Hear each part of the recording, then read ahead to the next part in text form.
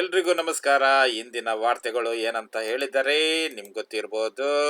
ಮಧು ಬಂಗಾರಪ್ಪ ಸಚಿವ ಅವ್ರು ಹೇಳ್ತಾರೆ, ಸಿದ್ದರಾಮಯ್ಯ ಗ್ಯಾರಂಟಿ ಯೋಜನೆ ಭರವಸೆಯಂತೆ 10 ಕೆಜಿ ಅಕ್ಕಿ ಕೊಡಲಿಲ್ಲ ಎಂದು ಆರೋಪಿಸುವ BY ರಾಘವೇಂದ್ರ, ಭಾರತ್ ಅಕ್ಕಿ ಎಲ್ಲಿ ಹೋಯಿತು ಎಂದು ಮೊದಲು ಉತ್ತರಿಸಿ. ಈ ಬಾರಿ ಕಾಂಗ್ರೆಸ್ ಗ್ಯಾರಂಟಿ ಯೋಜನೆಗಳ ಮೇಲೆ ಚುನಾವಣೆ ಎದುರಿಸಿ ಗೆಲ್ಲಲಿದೆ.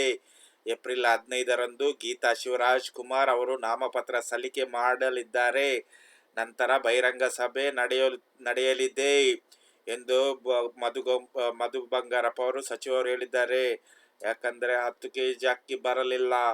ಆಮೇಲೆ ಮೋದಿಯವರು ಭಾರತ್ ಅಕ್ಕಿ ಅಂತೂ ಸ್ಟಾರ್ಟ್ ಮಾಡಿದ್ರು ಅಂತ ಹೇಳ್ತಿದ್ದಾರೆ. ಇಷ್ಟವಾದರೆ ವಿಡಿಯೋ ಲೈಕ್ ಮಾಡಿ, ಸಬ್ಸ್ಕ್ರೈಬ್ ಮಾಡಿ, ಕಮೆಂಟ್ ಮಾಡಿ. ನಿಮ್ಮ ಸಪೋರ್ಟ್ ನನ್ನ ಚಾನಲ್ಗೆ ಬೇಕು.